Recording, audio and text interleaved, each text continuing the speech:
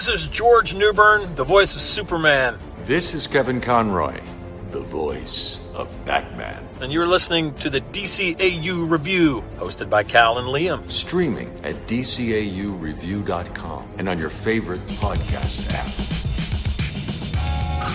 Batman, Superman, Wonder Woman. And that's just the tip of the iceberg. Wait, he's very fast. Yeah. The world's greatest team of heroes has finally come home. Home sweet home.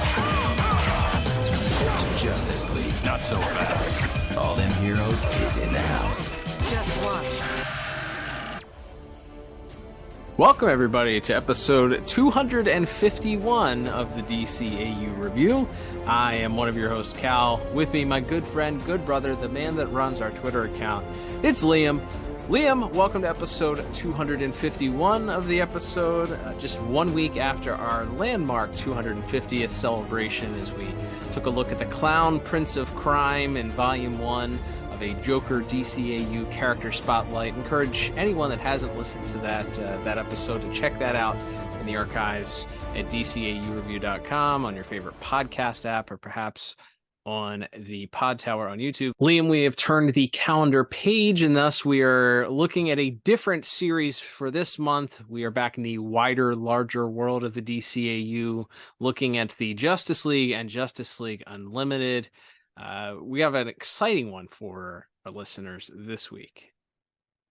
Absolutely. We'll be looking at, as you said, Cal, Justice League and JLU for the rest of the month of March. Some really big, fun episodes to talk about all month, too. And we're kicking off with a pair of Justice League episodes, that being Secret Society Parts 1 and 2, which is, it ends up being kind of a big linchpin episode as far as setting up some stuff in the final season of JLU. So a lot of stuff comes from this episode. So excited to get into it here.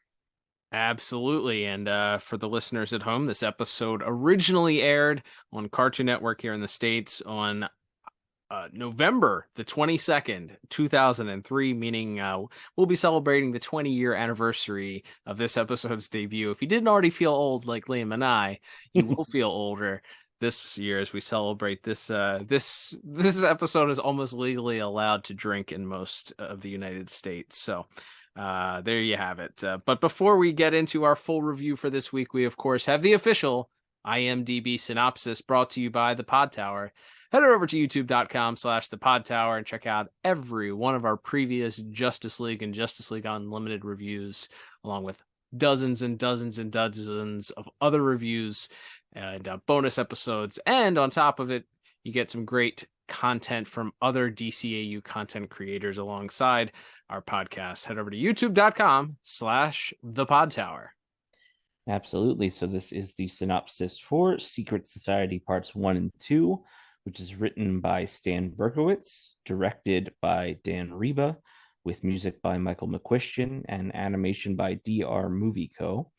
And that synopsis reads as such. While the Justice League is experiencing serious internal friction, Gorilla Grodd carefully assembles a well-organized supervillain team to attack it. That's all right. I think that's we only get one short of it. Only one synopsis, two-part. Yeah, IMDb. I think because this second season of Justice League, they started airing both parts on the same nights as part of Toonami, so I think we don't get parts 1 and 2 anymore. Yeah, bummer. That's a L. Oh, wait, hang on. There is. I just found it. Yes. All right. Surprise bonus part 2 synopsis. With the Justice League disbanded, its former members are targeted by the supervillains of the Secret Society.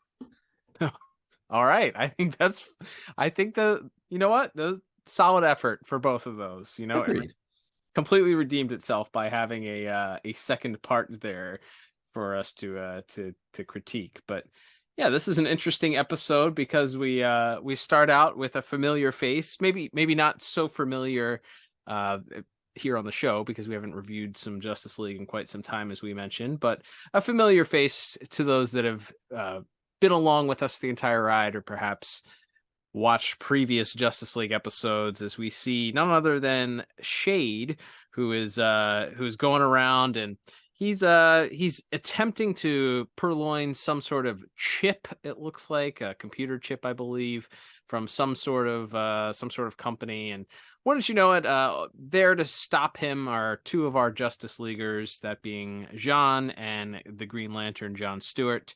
And as the Shade and his crew are attempting to obtain said chip, there's a little bit of I don't know, a little bit of butting heads, a little bit of kind of inability to communicate, and John and Jean are kind of bumping into each other. They're not exactly coordinated.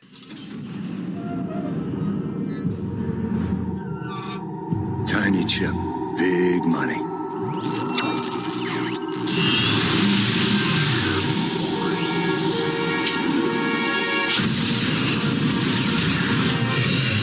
I got him!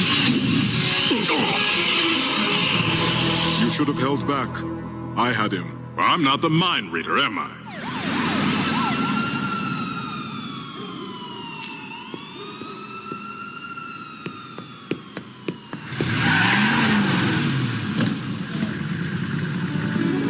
Need a ride, handsome? Don't mind if I do. Killer Frost isn't the only thing that's frosty in this episode. Oh, good. The interpersonal dynamics of the Justice League are also experiencing similar side effects. There you go. I love how you put that. But yeah, so Shade is able to get away due to the lack of or the miscommunication between the Leaguers. There's literal collision that happens between the two of them as they're attempting to apprehend Shade. Shade is able to escape through the aid of a rather large woman who is driving a Hummer that happens to meet him at his escape.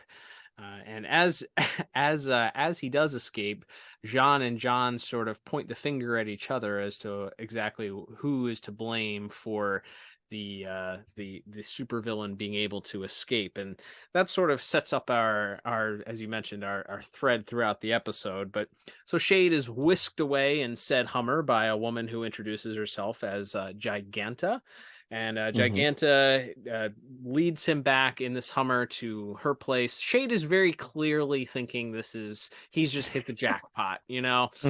Some attractive, large in stature woman has picked him up in her Hummer and is whisking him away for a night of romance. And man, he's just so lucky. But of course, this is not the plan, as she whisks him back to her place, quote unquote, which is a far out cave out in the distant outer reaches of whatever city they are in at this time. And much to Shade's chagrin, as I said, there's no romance here at this hideaway. No, he's introduced to a group. Now I get it. You're trying to set up another injustice gang, aren't you? We call it a society. A secret society. Call it what you want. It won't work. I know. I've tried. Twice. What's that old saying? The third time's the charm. Giganta's friends, not only are they not they not interested in him romantically, but they're also probably not very nice either, as we see Sinestro as well as the Parasite, Killer Frost, and introducing himself lastly is, of course, Gorilla Grodd, who is making his return here. We covered his origin episode, really, not too long ago on the podcast last year for Flash Month, I believe. So we see his return to the show here, and we'll get a little bit into it later, but he's developed some additional powers thanks to the accident caused by the Flash that seemed to have wiped his mind. But as if you recall, that episode ended with him very clearly grasping his banana in his hand and making this determined mean face. So we kind of knew he would be coming back at some point. Absolutely. But yeah, so at this point, we kind of have the pitch that Grodd gives to Shade about just exactly what is going on and what he's planning. Shade is quick to point out that he's been a part of a similar idea as the Injustice Gang several different times, and at least twice before, and it was unsuccessful. So he's immediately suspect and kind of scoffing at the idea. But Grodd has a pretty big good sales pitch as to what he's looking to do here, and points out that the other members of the team are quite different than those perhaps that Shade has worked with before. Trying to get them to trust each other, huh? Not the easiest thing for loners, sociopaths, and psychos. Ow. Imagine the childhoods they must have had. Imagine what's gonna happen when someone makes them a better offer. None of us is in this for the money. Sinestro's sworn a blood oath against all Green Lanterns. Parasite simply hates Superman. Giganta's totally devoted to me.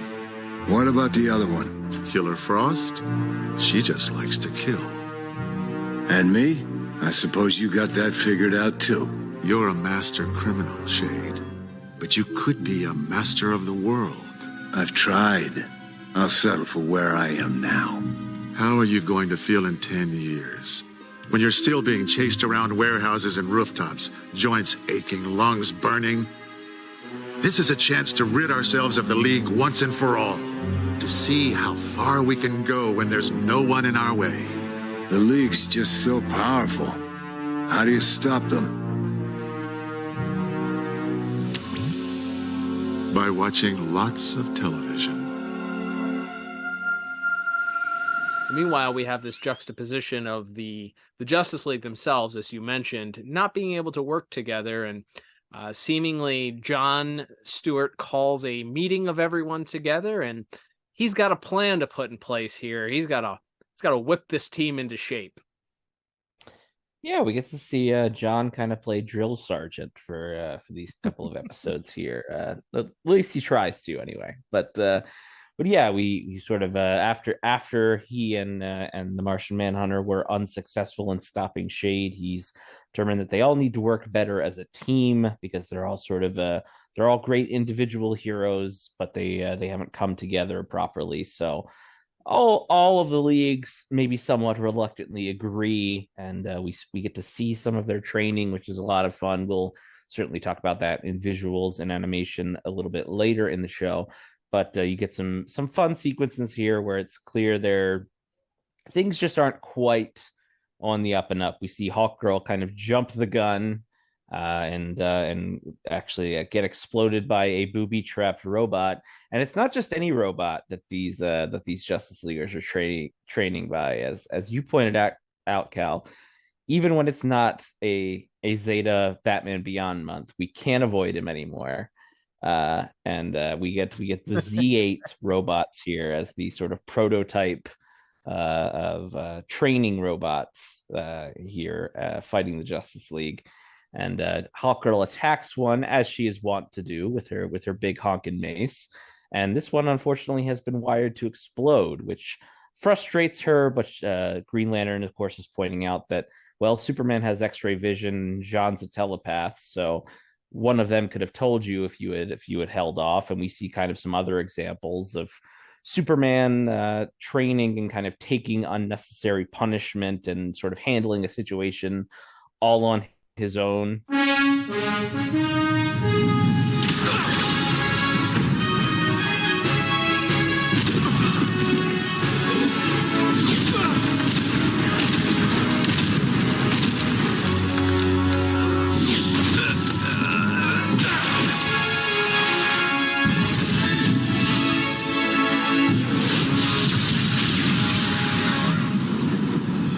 Impressive. Thanks. But did you really need to take all that abuse? I could have used my mace on it if you'd given me a chance. And it never would have been able to lay a glove on me. When have I heard that before? Hey! They're making a good point. You've got to trust your partners. I do, but the fact is, I'm the invulnerable one. Every punch I take is a punch they don't have to. Are you saying we can't cut it? That's what it sounds like to me. Now hold on. We're a team. But we're not all equal. You can't deny that. Everybody, knock it off! We're gonna keep doing this till we get it right. And he kind of lays down the law in a way that it's one of those ones where nobody's really wrong. Yes, they're pointing out, hey, we're a team. You need to rely on us and trust us. But at the same time, he's pointing out that we're not, and he actually says these words like they are not all equal, and he needs to take more of the abuse. He needs to be kind of the tip of the spear, because as he says, every punch that he takes is one that someone else who isn't invulnerable doesn't have to. So you can see it's on one hand, in Superman's head, it's a very logical place that he's coming from. But if you're one of the other heroes, you can also understand where it feels like he's saying they're fragile or they're not on his level, which, I mean, they aren't. But that's kind of the fun of the team up, though, is that they're not they need to work together, and then so that those struggles sort of continue as they continue through their training. And the best part of that is when Batman clearly is so. First of all, Batman makes it very clear he doesn't want to do this. He has no interest in this training. He thinks it's a waste of time. I would. The only training Batman wants to do is in karate outfits with those big American Gladiator sticks that he hits Tim Drake with a bunch in that one episode. Absolutely, that's the only training Batman does. True training. Absolutely, this is beneath him. It's a waste of time. And I love it that the end of that first day, he's like, call me when it's important, not before. I like it's like, this is a waste of his time. Happy? Call me when it's important and not before. This is not Batman's jam. I don't know why he didn't just pull the part-timer card at this point. Like, hey, I'm a part-timer. Part-timers don't train with the rest of the group. Right, he's a freelancer. But yes, after he makes his abrupt exit and flies off in the bat plane, we go back to the secret society as they sort of continue to plan this next heist, and they head to a private island owned by a man named Morgan Edge, which is a fun little Easter egg. That's a character from kind of the I think like the 80s Superman. He buys the Daily Planet at one point. And I think he also owns. There's a brief time, I think, in the 70s and 80s where Clark Kent is a news reporter and like a TV reporter instead of a newspaper man. And he's the I think he owns the station that Clark works for. So not really a lot to it. It's also the character that ends up turning out to be Superman's secret brother in the spoiler alert for Superman and Lois season 1, but has made appearances in live action as well in the Superman and Supergirl series. But that's a fun little Easter egg there. So they head to this island and they're clearing out the guards, working very well in sync, as it's pointed out that they're as sort of the other side of the coin, where the Justice League is not working well together and can't even train together properly. We have the Secret Society, who's this completely well-oiled machine. And as Grodd kind of points out to Shade, none of them are in it for the money. They're all going after this for personal reasons, with the exception of Killer Frost, who's just a psychopath. So we kind of set that up, and I think that's kind of a fun sequence. But yes, they head to this mansion, and after clearing out some guards, they capture seemingly a chef, which is fleeing the scene. But of course, Grodd is a little bit wiser to the game, realizing that it is in fact the billionaire himself, Morgan Edge, who tried to sort of sneak out, wearing the chef's clothes. Those darn alligator slides wearing gave it away. Great bit there. Yeah, I enjoyed that quite a bit. But then they take Mr. Edge back. They get him to unlock his big secret vault, and Parasite and Shade kind of note that they're walking past all of these gold and jewels and art. So whatever's in this vault better be really important. And it turns out to be a bunch of big biohazard containers. And as Giganta opens them up and spills out, it's not a chemical. It's not any sort of weapon technically. It's Clayface. It's living mud. Clayface. That's right, as they point out. And so we have our final member of the secret society introduced here as Clayface returns. And It's at that point Batman, who's sort of still just out flying around in the bat plane, sees a news report kind of the aftermath of the situation, and realizes that realizes, I guess he puts two and two together, that Clayface has been sprung, and that's sort of counteracted with Clayface being back at the hideout, not really being sure if he fits in with this motley crew, as he's not looking to conquer the world. He just wants to be normal, but Grodd sort of offers him something in his mind even better. I'm grateful to you, don't get me wrong, but I'm not really one of you. See, all I want is to be normal again. And give up all your power? I can offer you the best of both worlds. Yeah, right. This is Giganta. She was a lovely child, don't you think?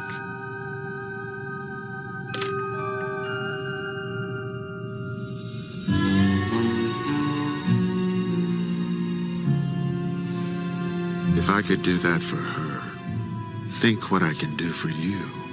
Which is if he gave him the ability to sort of control his powers at will, and points out a fun wrinkle, which this is one that I would never have remembered if I did not watch this episode today, which is that Giganta used to be a gorilla from Gorilla City. Yep. And Grodd turned her into a human. No explanation either of why or how that was. I mean, is that comic book? Is that canon? Like comic book canon? I have to look that up. I always just thought she was a big lady. Agreed. Yeah, I did not remember that being at least DCAU canon before. So, tweet us this week if you're a Giganta expert from the DC comics I'm talking about here, people. Mm-hmm. Tweet us and let us know if that's canon, if you want to interact with We're it. not asking to read your fan fiction of the big lady from that Resident Evil game. Just to be clear. Please. Anyway, wow, this one got weird. So anyway, yeah. So with that apparently that promise of sort of genetic this genetic wonder that Grodd is apparently capable of, that's enough to convince Clayface to join up with them. And as they head to some sort of warehouse where some supplies are listed, Batman shows up to confront Clayface, and as the society enters, we find out that Batman has called backup, and we get our first big fight. And needless to say, it does not go well for the heroic side of these two teams. It certainly doesn't. And unfortunately, the same issues that plagued the Justice League as they were training continue to plague them even further. I don't know if we mentioned it, but there is this sort of ominous floating red and silver camera that keeps appearing in and around the Justice League's interactions, that sort of hanging around there and not really letting on exactly what exactly or who exactly is watching.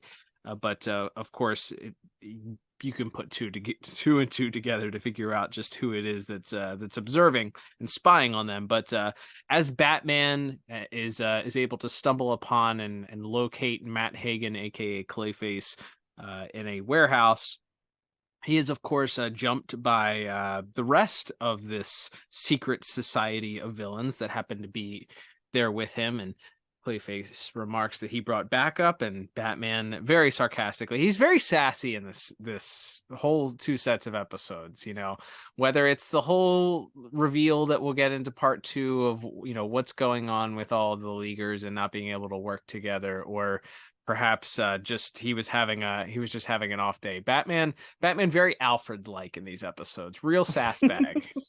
But, very. But as he's real sassy back to Clayface, he reveals that the League also is there. So we get the first battle between the Secret Society and the Justice League, and as you mentioned, it does not go well for the Justice League, as they're again kind of constantly running into each other and stepping on each other's proverbial toes, and in some cases actually knocking into one another. And Hawkgirl leaves Wonder Woman to fend for herself in order to check on John, and it all comes to a head as the League ends up really ending up having their tails tucked between their legs and getting their behinds handed to them after afterwards, the villains end up escaping and leaving the Justice League there, sort of with their proverbial mouths agape and sort of wondering what happened. And it's very quickly established that they are going to blame one another for their faults. They start pointing fingers and yelling at each other as to who's responsible for allowing the villains to get away. And Superman even mentions in the midst of this fight that he's considered leaving the Justice League, which sort of makes everyone sort of stop and gasp. So much for practice makes perfect. I thought we were practicing teamwork. Not one guy tells everybody else what to do. Somebody has to be in charge, and it couldn't very well be you. You know, I'm getting really sick of... Will you both shut up? I've had better luck handling whole armies. And you know why? Because I didn't have to worry about anyone but myself. Then why don't you go back to that? You think I haven't considered it? This whole stinking group was your idea, and now you don't want to do it anymore? You men. Unless you do it on your own, it doesn't count. It's not just the men you stuck up. Stop it! Stop it right now! I arrived here not knowing a soul, and you took me in. You became my new family. But what's the use of a family if it diminishes us as individuals? What are you... I'm saying I survived the loss of one family, and I'll survive this one too.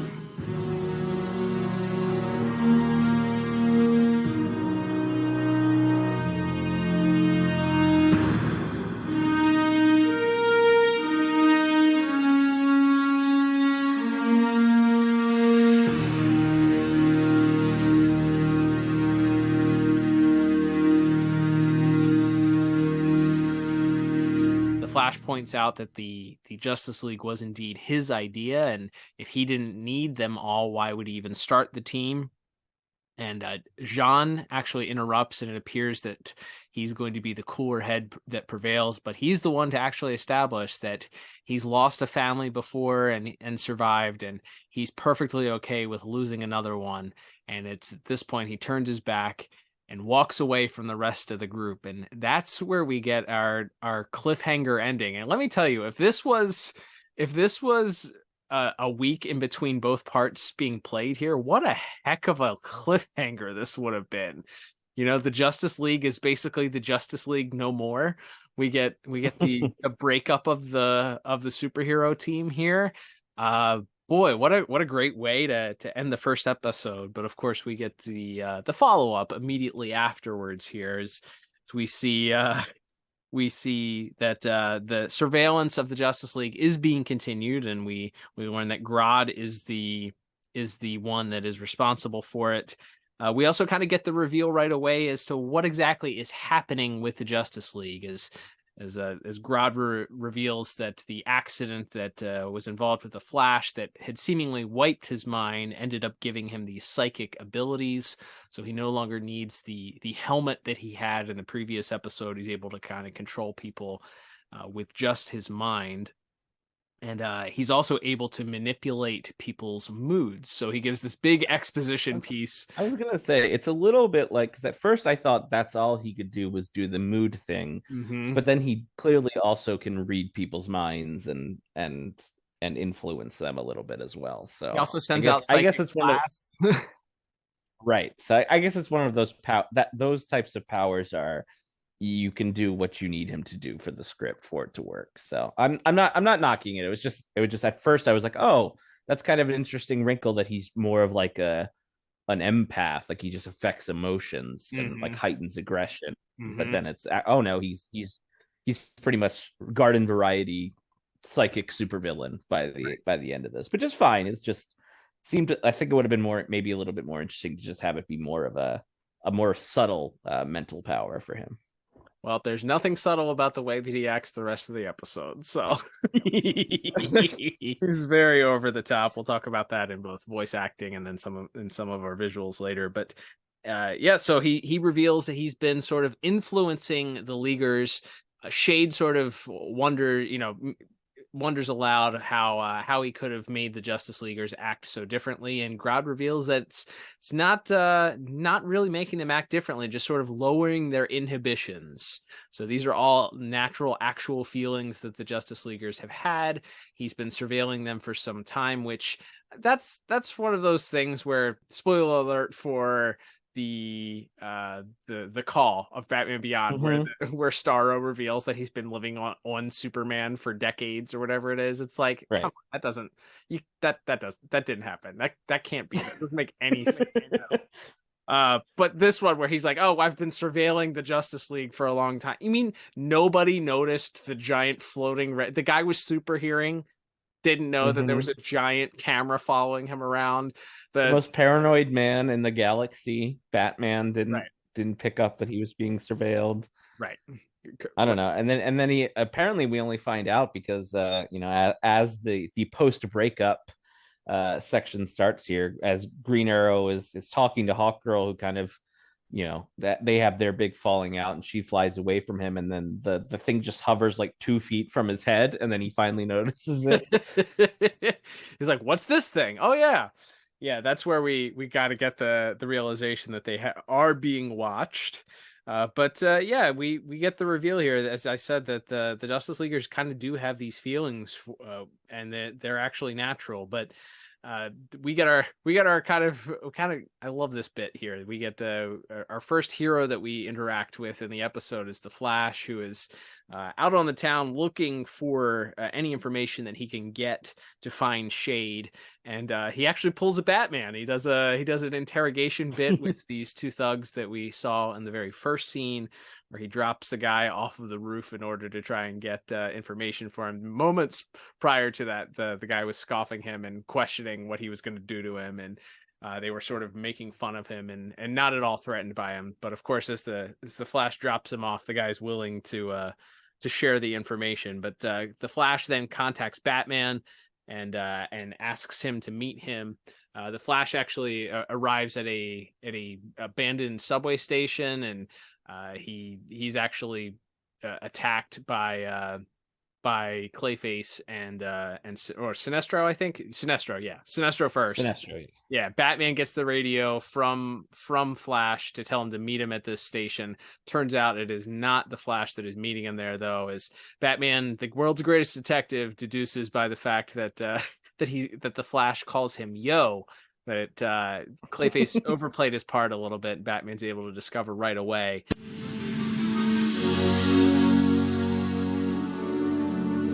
Looks like I didn't need you after all, yo. But you can help me tie him up. Catch. Ah! The real Flash would have been too fast for that.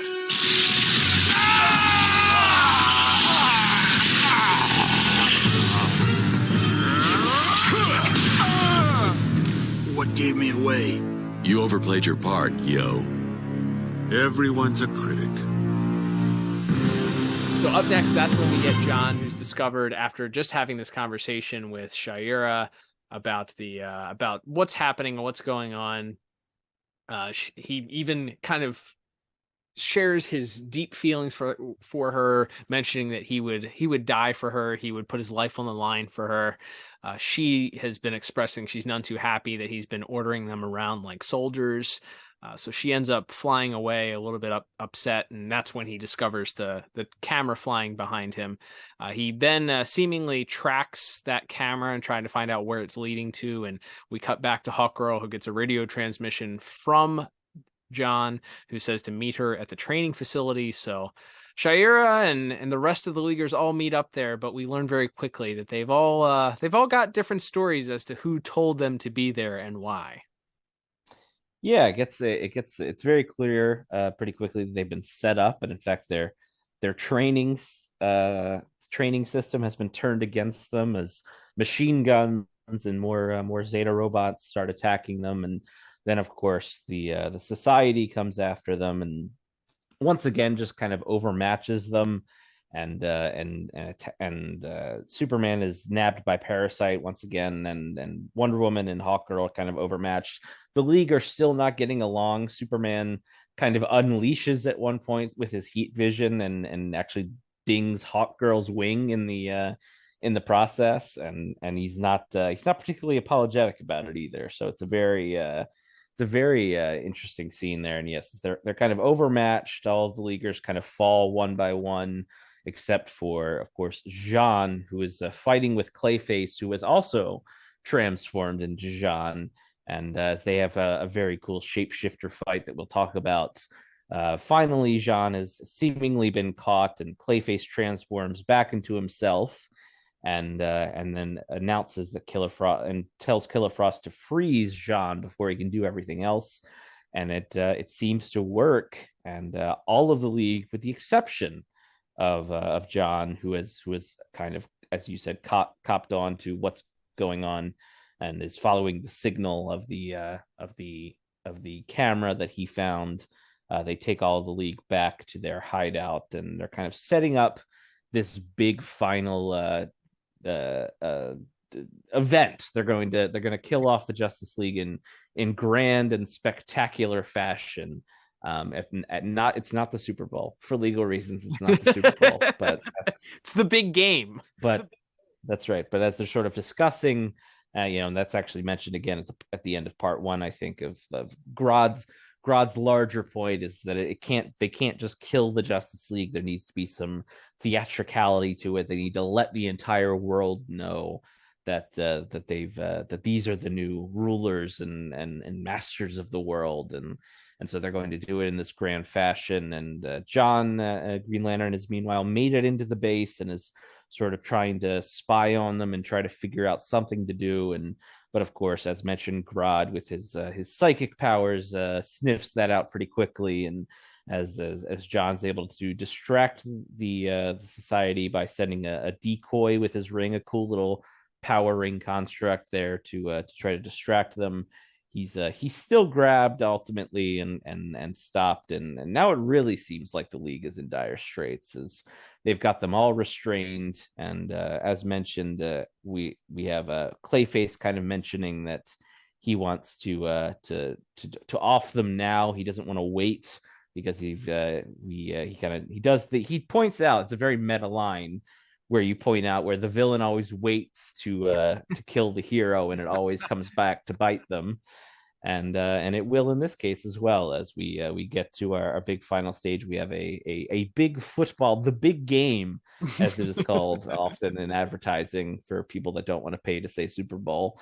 Mm-hmm. We have the big game where is this Britney Spears knockoff? I'm trying to figure out if this was like based on a specific pop star who's performing the halftime show. Yes, I think that's pretty fairly obvious that it would be okay. Spears knockoff.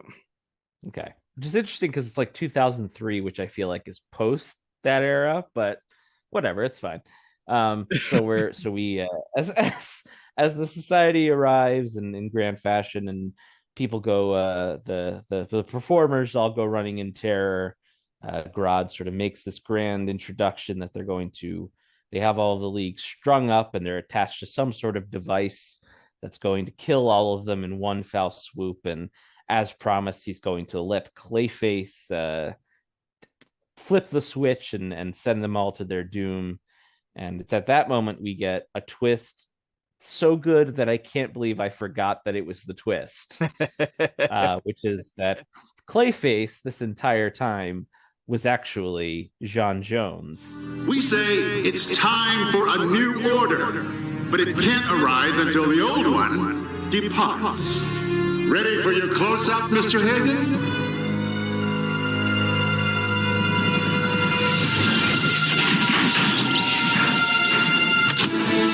Why'd you do that? Of course. The Martian tricked us. You froze the wrong one.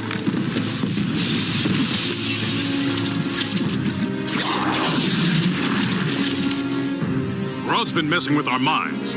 Great. How do we fight it? We get over it, that's how. This isn't exactly the show I had in mind, but in a way it's going to be even better. Don't forget your training.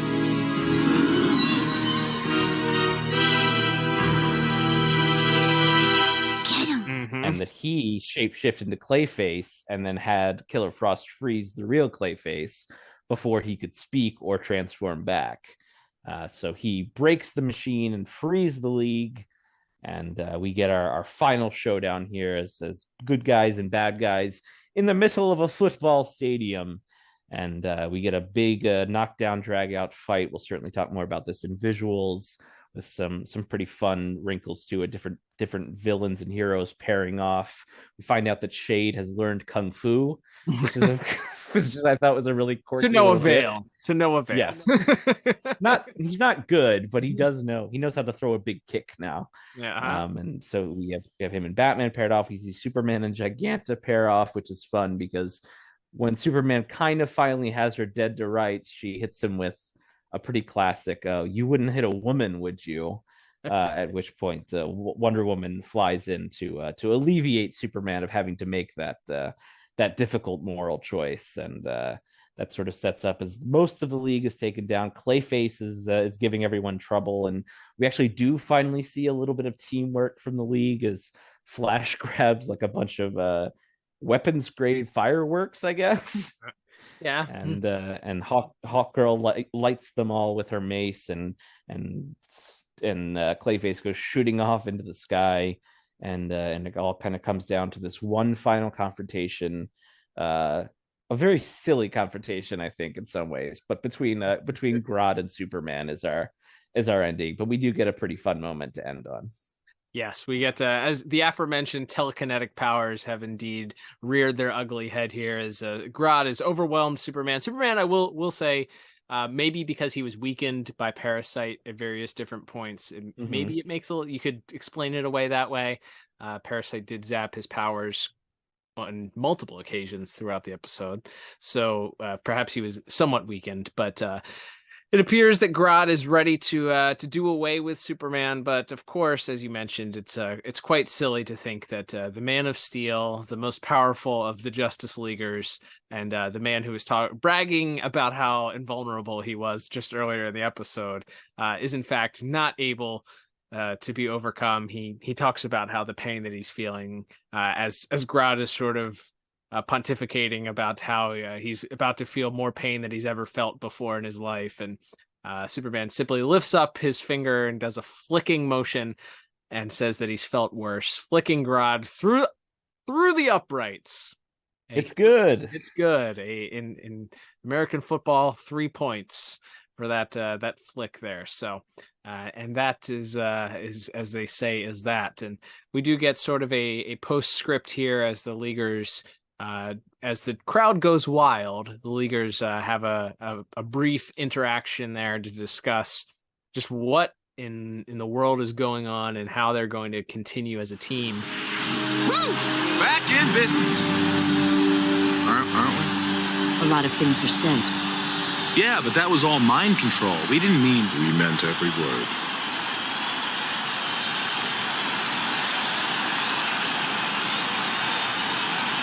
So what do we do?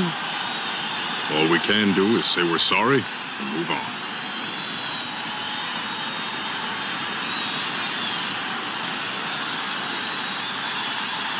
And Flash tries to explain it away, but they're all very quick to mention that no, these were actual feelings. Things were said that were true, and they meant all of them. But the way to get over them, John says, is to apologize, say we're sorry, and move on. And then we have a fade to black. So as a reminder, this is prior to the Star-Crossed event, of course, happening. So you're laying some seeds of sort of dissension here in the ranks.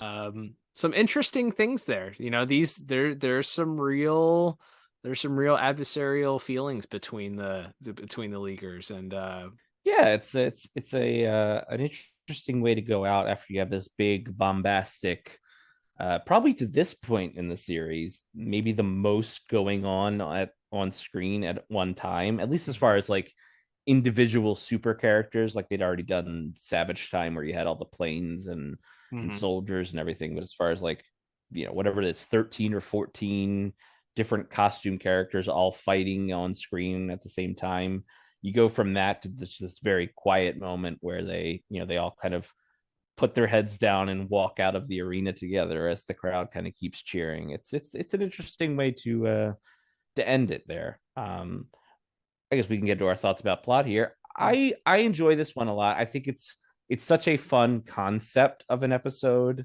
One, seeing the Justice League train together is fun, and them kind of go through a boot camp, being put through with John playing the drill sergeant, as we said. I think that's fun. The idea of a more serious, I mean, they point out that there's been other supervillain groups that have tried this sort of thing before, but that they're more single-minded in their quest. They're a bit bigger in their aspirations. I think that's kind of a fun idea, and the fact that they're working together like a well-oiled machine while our heroes can't get out of their own way. I think that's kind of a fun sequence. But I also, I guess I'd have to, it's one of those things that comes from us not watching these shows in orders. We've obviously jumped around quite a bit. I'd have to go back and see, like, are there instances of like the Leaguers not getting along prior to this episode? Because it does feel like we just kind of invented this as a problem for this one episode, and then we don't really revisit it directly ever again. Yeah, it feels like it was something that was sort of laid out as an interesting concept, but yeah, I mean, maybe if there was an idea later to do like to borrow from Marvel Cinematic Universe, like a Civil War type thing where you have a infighting between the group, but you don't really have the infighting between the group that's followed up on.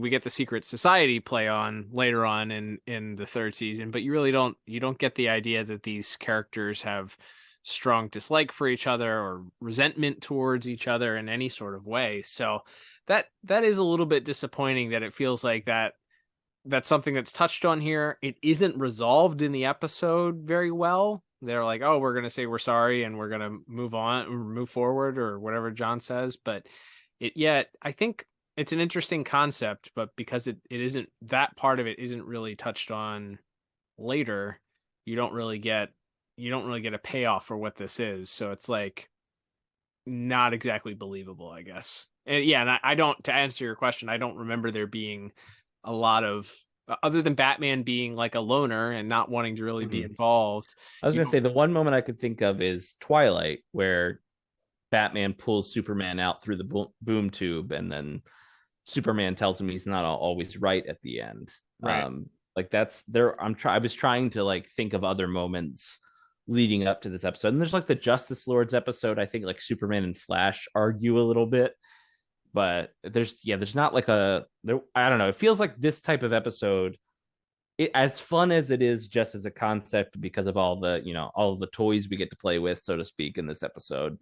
I feel like maybe if this had been seeded a little bit better, because you think about things like even within this episode, there's seeds planted, as you mentioned, for the Green Lantern and Hawkgirl romance, which are going to be paid off later on in the season. So it's not as if they were averse or unfamiliar with, putting little seeds or planting seeds for future episodes. Certainly not by this point. So yeah, I guess that's my thing. If there'd been a little bit more, or I mean, this is probably asking a little bit too much, but if we had seen these little cameras floating around a few times before this episode, I think that would have been really neat. But again, that's a lot of that's hindsight. A lot of that's again, depending on, a lot of these episodes were probably being written at the same time. So other than the big broad strokes, like a Green Lantern Hawkgirl thing, it may be a little bit harder to have that sort of episode to episode continuity. But it's just things I thought about while watching this. It's one of the things I think when you pull it back and look at it more as a shared universe, it maybe hurts this episode a little bit more than it helps, because you have to think about all the episodes that came before and all the episodes that come after. That being said, I still think it's fun. I still had a good time with it. I ended up settling on a 7 out of 10 for my plot score. Yeah, that's the same score I gave it, also 7 out of 10. I think people probably point out they do touch a little bit on the Diana and Shayera sort of butting heads a little bit in the episode too. I guess you could point to that, because that obviously is is really followed up on in Star-Crossed, and then in the first couple seasons of Justice League Unlimited, where Wonder Woman has always had this sort of icy, I would say, is probably relationship with her. So not that this is the only episode that establishes that, or that it was played out in depth in a whole bunch of episodes, but there was always sort of a somewhat cold relationship between the two of them. You don't really get much of Jean talking about, not, being willing. That to me is the most shocking part, is where John turns his back and I'm willing to lose this family too. I'll get over it. Especially with the way that he sort of acts later on in the rest of the series. But I guess you could also argue that when he goes off on his own and disappears, he does kind of exhibit that ability to lose this quote unquote family when he establishes his own life later on in the later seasons of Unlimited. So I guess you could argue it both ways. I think you're onto something. You're right. I think that either previously establishing a some of these rough patches that the Leaguers would have interacted with or had issues with, probably would have made this feel a little bit more impactful, or following up on with some of the things, relationships continued to be somewhat fractured later on, which there was no real evidence of that other than maybe Hawkgirl and Wonder Woman. But there's a bigger event that plays into that also. To your point, though, it's fun. It's the equivalent of, dropping a whole bunch of your action figures on the floor and we're going to mash them together and play and, just see what happens. It's a lot of fun. I think the choice of villains for the society is certainly an interesting one. It's not that wasn't all the obviously a lot of the big classic ones that you think of with the Legion of Doom were used for, the Injustice League in the first couple of episodes there. So the fact they didn't just run everybody back again, and you have some of these other guys that Giganta obviously was in the Super Friends. So was Grodd was too, I believe. Was Grodd? Grodd. Yeah, because he goes, "I'll see you in the future." That's right. In that one episode. But then you have some of these other guys, and Sinestro obviously also. But then you have Shade, and you have Clayface and Parasite and Killer Frost. So you have some of these other characters that didn't quite get that same shine and get an opportunity. I love Killer Frost. Did we mention kills Morgan Edge? She they don't show it, but they talk about how she's a psychopath. They leave him to go into the vault, and they cut back to her, and she's got this devious face on. You don't hear anything, you don't see anything, but then we cut to the next scene where they're all regrouping, and she talks about how he's never going to be Clayface is sort of wondering how somebody could keep somebody as a part of their collection, a living being as a part of their collection. And she remarks that, well, he won't be bothering anybody ever again. What kind of guy would lock somebody up and keep him as if he was property? Edge was sick, honey, but you don't have to worry about him anymore. Nobody has to. So, and he's not the person that they go and question, that Batman questions when he's looking for the whereabouts of Clayface could be. So very, very, very interesting bits there. But yeah, it's fun. The final battle taking place on a football field, American football field, during the halftime of a knockoff Britney Spears is pretty good. Yeah, it's pretty solid. A lot of fun to be had. And if you just like some bad guys fighting good guys, this is you get plenty of opportunities for that in this episode. Yeah, very quotable episode too, as you pointed out, with a lot of sassy Batman dialogue, as you mentioned. So, yeah, there's definitely a lot of fun to be had in this one. So if I haven't adequately praised it, that's more just because I think most of my notes are about things I didn't like, which sometimes that can happen. But yeah, I think overall it's a fun enough episode. Yeah, going with the cast they did is interesting. Like Sinestro, they established that he's been around before, but this is the first time we ever see him and Jon Stewart interact, and Mhm. I don't think they say 3 words to each other. Nope.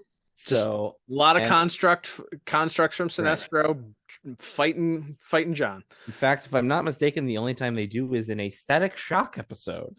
That's the only time they actually like speak to each other, in at least in any length. So it's interesting there, having seen that character previously in Superman fighting Kyle Rayner Green Lantern, and then bringing him back along, as you mentioned, with Parasite and Grodd and Clayface and other villains we've seen before. It is a fun, wacky roster of people that they put together here. So yeah, a lot of fun to be talked about, and we can continue talking about the fun of that team as we move on to visuals here.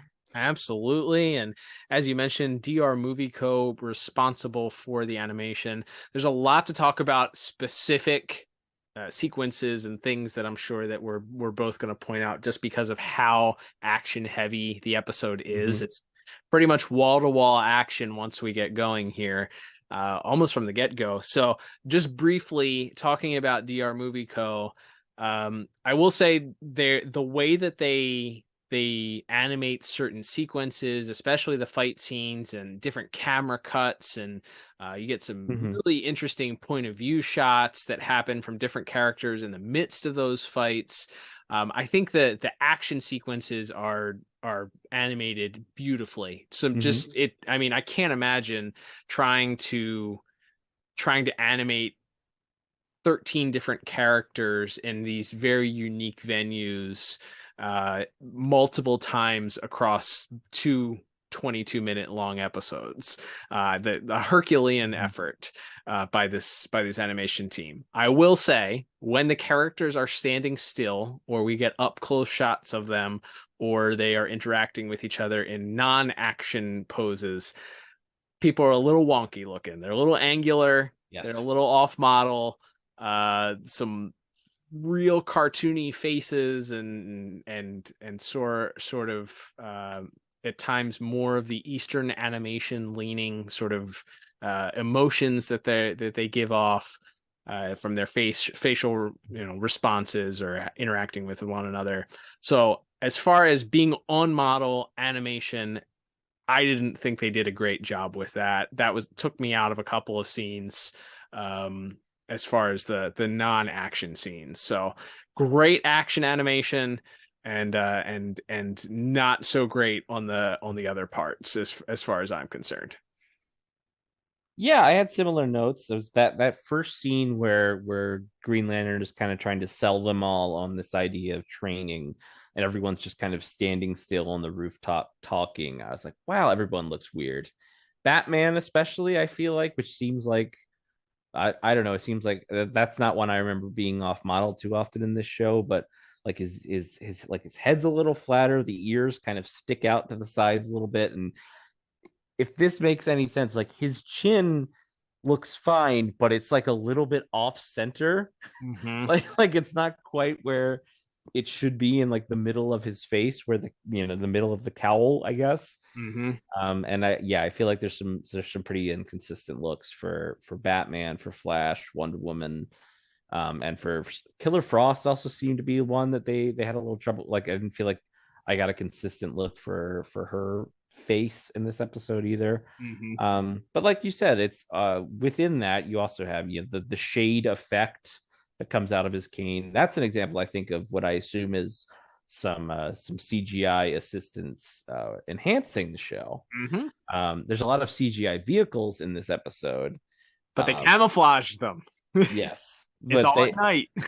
That's true. It doesn't look as bad. The only one that sticks out, ironically, is the one that isn't CGI, which is the Bat plane. It's the Bat plane from New Batman Adventures, and it looks super weird to me because the animation of how it flew, I think was, and so I thought maybe it was poor animation, but I don't think that is. I think it was just everything else, every other vehicle, including this big hover thing that the Secret Society fly around on, which actually I thought looked a little bit on the front. It kind of has that forked like prong on the front. I thought from there's one shot of it underneath, looks a little bit like the Beyond Batmobile.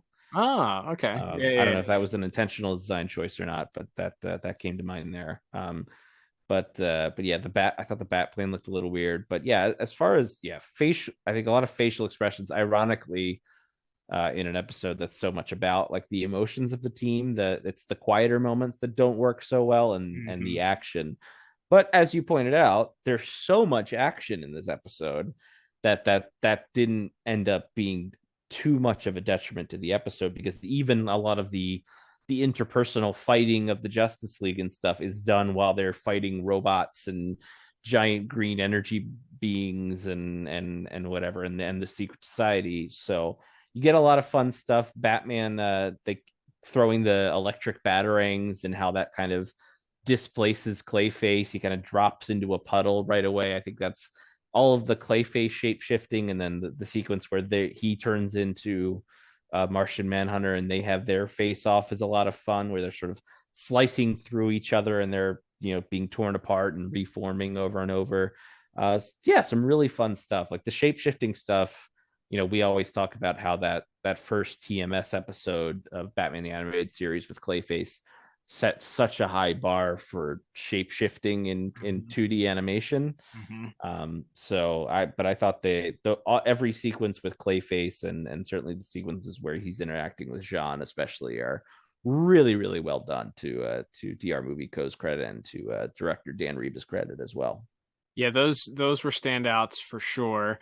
As you mentioned, when they light the fireworks and Clayface goes off, sort of looking like a firework himself at the end. I thought that was pretty great. Also, before I touch on some of the things that I liked as far as the actual action sequences, I will say a lot of the set pieces. You mentioned the training facility the Justice League used, which is sort of desert scape that looks like an old movie set, an old Western movie set or something like that. I thought that was like a neat spot. It's like, where are you gonna? They don't have like a big facility in the watchtower that they're using. It's not some like crazy metal warehouse that looks like a knockoff of the X Room or whatever, but you have an actual layout where they can go in this open plain of wherever, probably on some sort of Wayne Enterprises or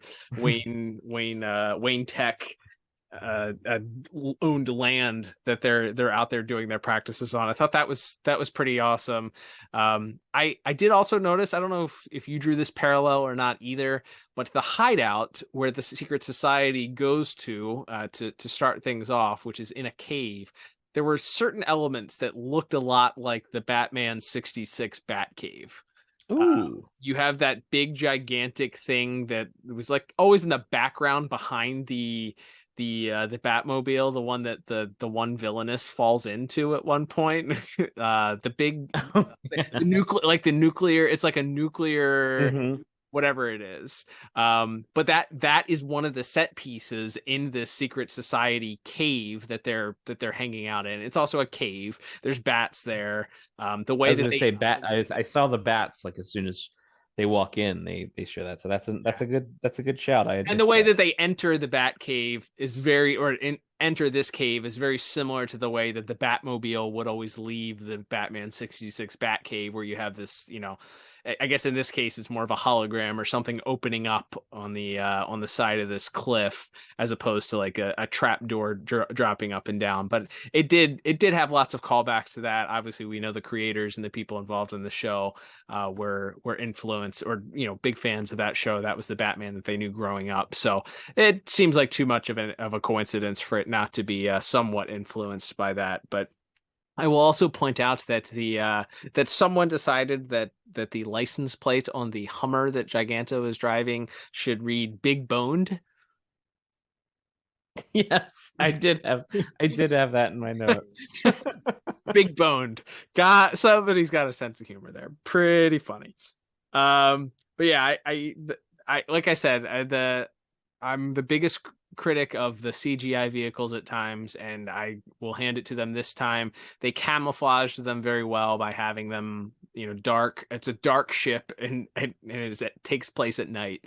So they at least adhered to camouflaging as best as they could for for my tastes and for people that didn't perhaps like all of the use of the computer generated vehicles. But I think that the fights between Sinestro and the Flash, when the Flash discovers, when he's kind of doing his own thing and trying to find out where the secret society is, there's a real brutal fight that takes place there. There's a lot of close fists to the face. You get a lot of brutal action between the two of them. Sinestro also throughout, as we mentioned, makes a lot of really awesome constructs. I was disappointed I didn't see DCAU Wiki leave the list of constructs that he makes, but I noticed. I was gonna say I had that in my notes. Like everything is like mean. He makes mean. Yep. Everything's like swords and knives and spikes and weird. He has creatures. a demon. He has like this yellow demon, and then like a yellow tiger that's attacking. Yeah, I think that tiger's a reused asset. By the way, I believe that's from Batman Beyond. Very interesting. Which is funny because I don't really remember it from the Batman Beyond episode, but I remember in the little pilot highlight reel they did when they were pitching in the little animatic that has Impulse and Robin in it as potential roster members. There's a moment where the Martian Manhunter turns into this cat. Interesting. So I'm pretty sure it comes from Batman Beyond. It could be Superman, but I'm pretty sure it's Batman Beyond. That's some DCAU Wiki trivia there for you. That's right. Actual trivia. But yeah, there's as we said, there's how many fights between the villains? You start off with this fight between Shade and John and Jean, and then we have another fight that occurs between the villains and the League. We have a second fight that happens between them in the second part, and then ultimately we have a final fight between all three of them once again. So you have 3 or 4 different fights of various different levels of action. You have these interspliced training things that are happening. You have the action of the society invading this island, and they're attempting to break into this guy's compound and being met by these soldiers and people with guns, and it's action from almost start to finish, and there's so much that we could notate, but I think that going back to everything, I think it's having the final setting be at this football game, and what a great set piece that is, and having your villains fight on this big open football field, and being able to cut back and forth between the fisticuffs between each of these matchups of villains, and then switching villains with different heroes. And I think it's great. I enjoyed it overall, even though, as I mentioned, there were some wonkiness with some of the animation at times. I don't think that it completely took away from my score. It definitely impacted it a little bit, but not where you would see it in an episode that didn't have this much action. So I ended up going with a pretty strong 8 out of 10 for my score. What about you? Yeah, I went with the exact same score. So we're 2 for 2 on matching up there so far. But yeah, for all the reasons we've talked about, just the logistics. I mean, we talked, I think, back when a long time ago when we reviewed the pilot of Justice League. I mean, just the idea of when this series started, of having to animate 7 characters, potentially at one time, all doing different things, was sort of seen as a really daunting task. And especially now, I think once they went to the Unlimited, where you get really out of control with that, it maybe seems like small potatoes here, but having this many characters, and they're not fighting, interchangeable. They're not fighting the same white alien model over and over, or robots even. Like they're all fighting these completely unique supervillains at the same time. And yeah, those couple of quick shots we get where everyone's kind of pairing off, and you see Flash dart into screen, and he gets shot by Sinestro, and then Wonder Woman knocks Sinestro out of frame, and Clayface is swirling around attacking Batman at the same time. Like all of this happening all at once on the screen with that many unique characters is no small feat. And so the fact that they did that multiple times, all culminating in this big kind of top down view in this big football field, they did a pretty incredible job. So just for the uniqueness of how many unique characters they had to animate and keep involved in the episode at the same time. I think everybody involved deserves a lot of credit for that. Agreed. All right, Liam, let's move on to our next category, which is going to be music. I believe you mentioned Michael McCuistion responsible for this week's soundtrack. So I didn't think that there was any one piece of music that really blew me away, other than I think the biggest note that I had was in that scene where we're getting the parallels between the two teams as the Justice League are doing their training for the first time, and then the villains are breaking into the compound. You get the dynamic of the heroes who are running into their difficulties of working as a team, but you still kind of get this heroic theme that's playing, and then it's sort of cut off at the end when Batman decides he's going home and doesn't want to play anymore. But then you switch over to the villainous side, and you get this really heavy, deep sounding soundtrack of doom. Essentially, is kind of the theme that's coming across. It's like, these guys are bad. You're pretty much unstoppable. Your guns aren't going to do anything to stop these guys from making their way through here. And it's sort of, that piece lends to that, and we kind of get that theme come back in some of the fights later on. There is pretty much, because there's wall-to-wall action, you also get sort of wall-to-wall music at times here. Some of the more quieter moments, the music is downplayed or not there, as we have these discussions between the leaguers, or they're beginning to sort of ruffle each other's feathers. But I ended up going with a 6 out of 10 for music for this week. Again, I think that one scene that I mentioned was the standout for me, and then with the action scenes definitely being punctuated by some good classic Justice League music, but nothing that stood out as like, this is the theme for the episode. Yeah, I don't disagree with anything you said. I ended up going with just a 5 out of 10, so just 1 point lower. Nothing really stood out to me a lot. The only moment, I think, when they reveal the League to the stadium at the end of the episode, and they're sort of slowly rising out of the ground, and they're all in these restraint tube things. They kind of play, I thought they were going to bring in the Justice League theme, but they kind of bring in the Superman theme in like a very minor key, just for a moment there. I thought, oh, that's kind of an interesting choice. But then you do kind of set up the final confrontation, if you look at the two head coaches, so to speak, even of Superman and Grodd at the end. But I thought that was kind of an interesting choice. But yeah, I didn't have a ton else to say about music, so I ended up just settling on my 5 out of 10 for this week.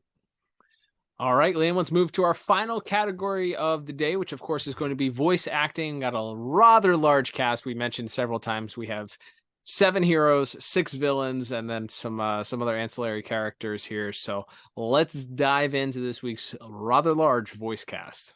Absolutely. So returning, we have Stephen McHattie as the Shade. We have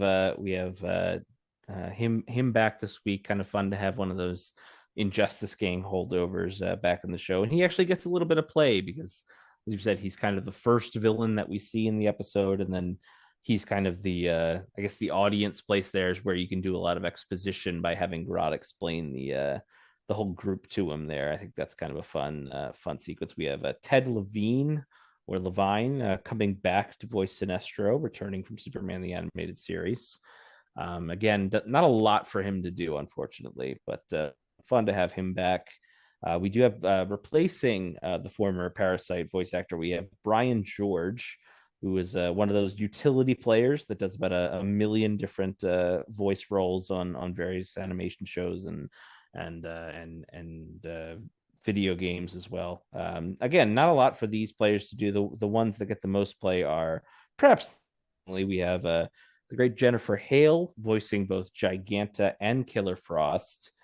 She gets a lot to do playing both characters, and to her credit, I think if you know her voice, certainly if you watch these shows, if say you've played the Mass Effect games where she plays the female version of the main character in that, you probably recognize her voice, but they're different enough. Like Giganta has this really like, for lack of a better term, innocence to her. That whereas, as we've said, Killer Frost's play is just this complete sort of unhinged, barely beneath the surface. There's just this raving psychotic lunatic, and I think it comes through. So always impressive when somebody plays such stark dual roles in an episode. Yeah, they are very, very different voices, and we get more obviously of the Killer Frost character voice later on as she plays a larger role in season 3 of Unlimited. Obviously, Giganta also comes back again, I think. So yeah, so we get both of those roles returning again. So it seems like Giganta had maybe a little bit more dialogue in here. Maybe that's just a little bit more memorable because of the lines that she has. That are a little bit more quotable, but yeah, it is almost impossible to recognize that they're the same person. So that's kudos to her for being able to differentiate them and playing two different characters in the same episode, not being able to pick out that they're the same actress if you didn't know. So yeah, it's you have to differentiate too because of their personalities. Giganta isn't quite an airhead bimbo, but a little bit is sort of what's implied. Whereas Killer Frost, as we mentioned, is this sociopathic killer that, just is bloodthirsty. So there has to be a differentiation there. And clearly, as we mentioned a couple times, she's able to do that. Absolutely. And then elsewhere in our villains cast, we have a returning legend here, Ron Perlman, once again voicing Clayface. Something that's kind of a theme here as we've been talking about is other than our leader of the villain squad, I feel like because this is such an action focused two-parter, there isn't a lot of these characters to have sort of individual emotions, but hearing Ron Perlman back as Clayface and him getting to play that role again it's always fun to have a character come back from Batman or one of the earlier series here to reprise that role. Yeah. I mean, he's been the voice since the OG. So having him come back and makes it feel like it's the same character. Obviously, we've talked about that before, where the character may look different. We haven't really talked about because we haven't, other than I guess World's Finest, we haven't, and a couple of the other Superman episodes, we haven't really had an opportunity to discuss the character changes in that form here, but with whether it's the Joker or Two-Face or whoever it is going through these changes and how they were designed, having the same voice actor play them is important to making it established that regardless of what this character looks like, he sounds the same, so he must be the same person. So yeah, having the great Ron Perlman come back and voice him, and while he doesn't get a lot of important lines, I love him sort of sitting there after he's been freed from his canister prison and sort of wondering aloud, as we mentioned, this interaction that he has with Killer Frost about how somebody could have the audacity to hold somebody against their will. And so we do get some good Ron Perlman. Always glad to hear him back in a familiar role. Absolutely. And then speaking of a familiar voice and a familiar role, we have the late great Powers Boothe once again playing Grodd here. And like we said, he gets the most to do because probably of anyone in the cast, hero or villain, as he's got a lot of expository dialogue, but he's playing the master puppeteer across these two parts, and then coming down to this final confrontation with him and Superman. He's fantastic. He's so much fun in this episode. He's very over the top. Surprisingly, obviously, if you've watched Justice League Unlimited, killing the Justice League in the middle of a football stadium is one of the tamer plans that Grodd came up with in this series or in this universe. But he's a little bit over the top, maybe in a way that, but I think it works for this character because this is the whole point. And he goes on this sort of rant when they're in the football stadium about how the reason that he hates the Justice League is because they protect the innocent, and that's against nature, the laws of nature, and the strongest should rule, and all of this. So he goes on this really weird rant. He'd be a great YouTuber in modern days. He'd have a big Patreon. Now that I have your attention,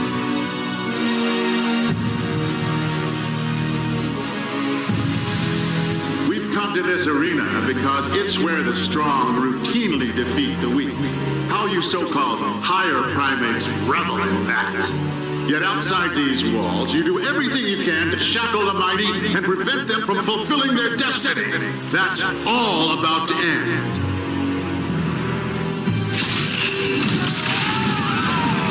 Just a small demonstration of our might. Not convinced? There's more.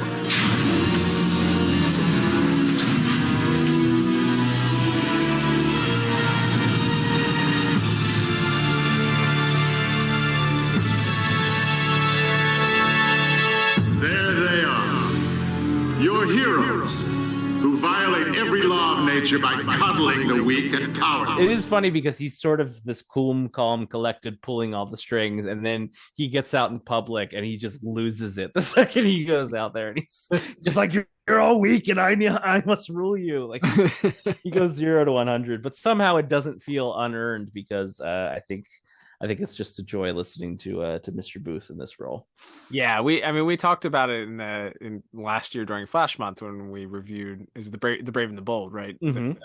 Where he gives in that episode he gives that speech in front of all of the people that he's mind controlling and telling them about how great it is to rule over them. And we talked about there are absolutely no real world parallels to it, but him talking about how like the powerful are like should be the one, like the powerful are getting robbed of their role essentially. Like mm-hmm. when will the powerful people catch a break? You know, when is that going to happen? But hearing him stand there and declare this in front of all of these people just again reinforces that idea. And I mean, to his credit, Mr. Boothe was playing a gorilla that, you know, that was attempting to take over the world in various different fashions, as you mentioned. You know, his idea of defeating this Justice League was to publicly humiliate them in a football stadium, and he didn't. It's not his performance is not with an ounce of irony. Like he gives it his all. It's a commanding, powerful, dramatic voice, and even that interaction at the very end where he feels like he's about to best Superman.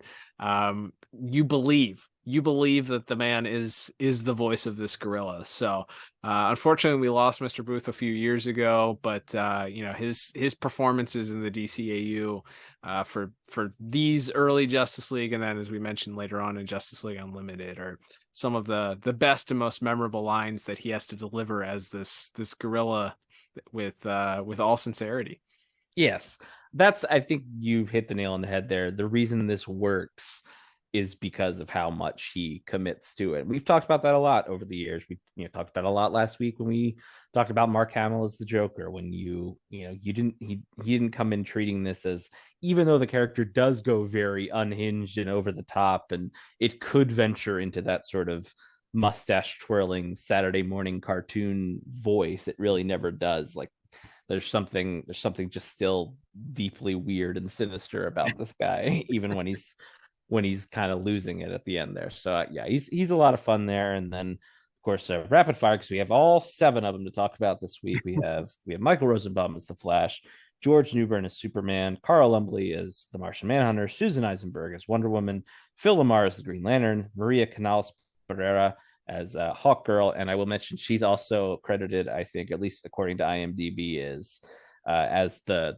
little kid who says "get him" right before the fight starts. So I wanted to mention that because that's a great moment. And then of course the late great Kevin Conroy as Batman. As we said, it's really Powers Boothe's episodes. So I think the leaguers who get the most to do are probably Phil Lamar's Green Lantern, Kevin Conroy as Batman a little bit. Like we said, he gets a lot of the quips in this episode, ironically. And then a little bit of Mr. Rosenbaum and Mr. Newbern. Superman's real mad in this episode. He's unhinged. Superman is he's not holding back, you know, as we mentioned. Like, I mean, that's the point of the episode. The plot of the episode is their inhibitions are lowered, but he's real proud. He's real full of himself. He's real angry. A lot of exasperation coming out and in his voice. The speech he gives about how we're not all equal, and they're not invulnerable, I am. That actually is like a nice little shot and chaser with the more famous I live in a world of paper speech that he gives Darkseid in the final episode of JLU, like where he's just like as great of a guy as Superman is, I think there's like a realist inside, at least in this DCAU George Newbern voiced version. Maybe not every version of the character has to have that in him, but this version of Superman clearly has a little bit of like, okay, when the chips are down, it's still got to be me. Right. Be me in the driver's seat here. I need to be the one, taking the shots and everything there. So it's kind of interesting to see that played up here. So that is, again, we were talking earlier about how many threads of this started before this episode or continued after, but I think that does add a little bit of characterization to this version of Superman that maybe wasn't there before. Yeah, that's a fair perspective. I agree. I do think there was also maybe some meta dialogue there where Green Lantern asks him if he has to take so much of the punishment, so much of the damage. And that's his answer to that is when he comes back and says, well, I'm the invulnerable one. But it's like, obviously, though, one of the big complaints, well-established complaints from the fans that we talked about was how much of a weakling Superman was and how much of a beating he takes in the earlier episodes of Justice League. So the fact that they sort of, maybe poked a little fun at that. It's like John was the audience. Like, do you have to take all of this damage? Like, what? You're Superman. Like, why are you taking this damage? And then the answer, of course, kind of bookending that at the end is when he, in order to defeat Grodd, he simply just flicks his middle finger at him. So, that's some poetry there. But yeah, I think the lines that he gets to give, I think Phil Lamar as Green Lantern, I'd give my life for you to Shira. We could have been the greatest fighting force in the history of the universe. How do you walk away from that? You were asking too much. A little practice? That's too much to ask? You wanted us to stop being individuals. We're all just soldiers to you, interchangeable. You don't care about us as people. That's not true. I care. You don't care about me. What are you talking about? I'd give my life for you. You don't know what you're saying.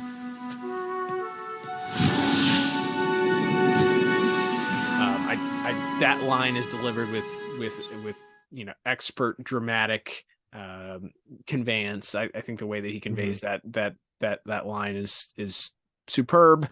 And then as we mentioned, Kevin Conroy's quips throughout are pretty strong also. And then Carl Lumbly, as he's sort of, as I mentioned, the one turn that you didn't expect, where Martian Manhunter comes in to sort of break up the fight, but ultimately he's there to say that, hey, he's done. I thought that was pretty awesome too. So great voice cast, great voice acting all across the board this week. A lot of strong performances from everyone involved, but Powers Boothe, I think, ended up being the main standout, but everybody did great. I thought everybody was really strong this week. I ended up giving voice acting a 9 out of 10. And I gave it the exact same score. I think, and again, this maybe is more back to plot. I wish we would see the League apart for a little bit longer, so that it feels more exciting when they come back together. But they break up at the end of part 1. The start of part 2, we see them kind of split off with Batman and Flash, and then with Green Lantern and Hawkgirl. But then they're immediately almost all back together at the training sequence for the fight. And again, that's part of that much action and all of these different set pieces that they're in.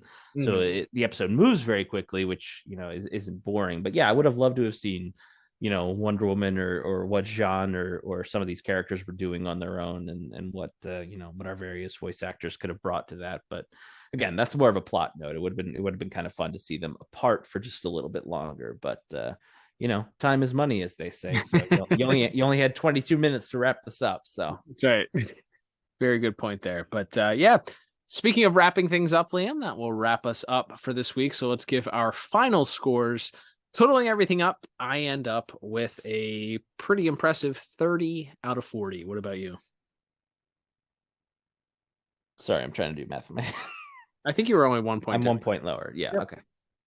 And given that we only had a 1 point difference in one of our 4 categories, I am just 1 point lower than your final score at a 29 out of 40. There you go. Rewatchability. I think we've mentioned it about a dozen times that this is linked to the Justice League Unlimited. The Secret Society will return. You might as well have had that as a postscript text reading. So I'd say, yeah, 2 thumbs up. This is a must watch for multiple reasons. Even though maybe the main thing of this dissension between the ranks here isn't quite played upon in full array later on, we do get some of that played out with the Shira stuff and Starcrossed. So I will say, yeah, 2 thumbs up. Yeah, absolutely. And like I said, we obviously had some critiques with the story, things we would have liked to have seen a little differently, but overall, it's still a lot of fun. And like we said, it's I think if you've been a fan of superheroes and this universe for any length of time, how can you not just get a little excited when, Parasite's fighting Wonder Woman and Batman and Superman are fighting Clayface and all these wacky little pairings they do? Like, how can you not have fun watching an episode like this? Yeah. You check your pulse, because you might have expired if you're not. All right, Liam. Well, that will begin to wrap us up for this week. Thank you, everybody, for tuning in. Don't forget, we would love your support for the podcast, and you can do that a myriad of different ways. We'll talk about some of the easiest ways to do so. Subscribe to us on your favorite podcast app. If you listen to us on Apple Podcasts or Spotify, they allow you to leave a 5-star review of the podcast. We would greatly appreciate that. If it allows you to leave a little blurb like Apple Podcasts, telling people what you enjoy about the show, we would greatly appreciate that too. That helps us with the algorithms that get more people to listen to the pod. So we appreciate that. That's a great way to support the podcast. Of course, you can also follow us on social media at DCAU Review, both on Twitter and Instagram. We have a Facebook page that we never plug because we don't do anything with it. So if you are 65 years old and prefer Facebook, go on there and like us on there. But if you're interested in interacting with us, that is the easiest way to do so. Tweet us your thoughts about this episode, other Justice League episodes. We do a lot of fun stuff on Twitter and Instagram. So if you're not following us there, you're going to want to do that immediately. Of course, if you want to support the podcast a little bit more tangibly with your finances, you can do that. You can support the podcast by checking out the show notes. There is a link there directly to support the podcast, or you can head over to anchor.fm/DCAU review, and you can click on the link there to donate to us, buy us a coffee or something like that. We greatly appreciate we have some people that give us their hard-earned cash every single month. So we thank our supporters that do support us currently and that are willing to pay us to do this for some reason. So thank you. We also want to give you the opportunity, if you want to support the podcast by buying some merchandise, you can head over to DCAUreview.com and click on the merch tab, or check the show notes as well. There's a link there. You can pick up a shirt or hat or mug. There's usually a sale that's going on. If you're looking at something and there's no sale, wait a couple weeks. There'll be a sale that is offered there, and you can get it even at a further discount if you'd like to. And of course, as we mentioned at the top of the program, you can support us by following us and subscribing to our YouTube page, youtube.com/thepodtower. We say it's our page, but it's not really. It's a shared page between us and the fine folks at the Watchtower database, as well as Tim Talk. So head over to there and subscribe, like the videos as we post them each and every week. Every episode goes up there as well for your listening enjoyment. Liam, we are turning the page next week as we continue here with this month of Justice League and Justice League Unlimited reviews with another fun review as we, I believe we are headed back to the Cadmus story arc with our very timely review for next week's episode. Absolutely. We will be pairing it just in time for a Shazam movie, which I don't know if anyone's aware, but there's a Shazam movie coming out next week in theaters. They made it and everything. and we will be reviewing the apropos next chapter of the Cadmus arc, as you said, Cal, featuring that character, or featuring as he used to be known, Captain Marvel, not that one. In the episode Clash, we get to see another chapter in the Lex Luthor, Cadmus, Superman ongoing struggle, and get back to some of what is probably the best storytelling in any of these DCAU series. So very excited to check that out next week. Yeah, that's one of on the original like watch through of these episodes. That was always one of my favorites. I thought it was really cool. We finally got to see Captain Marvel in animation form. We'll talk a little bit of, next week about some of the things that hampered him from being used prior to this, and some of the things that go along with the history of the Captain Marvel character. Cannot wait to discuss that episode with you. But until then, I'm Cal. And I'm Liam. And we will talk to you on that next episode of the DCAU Review. Bye-bye.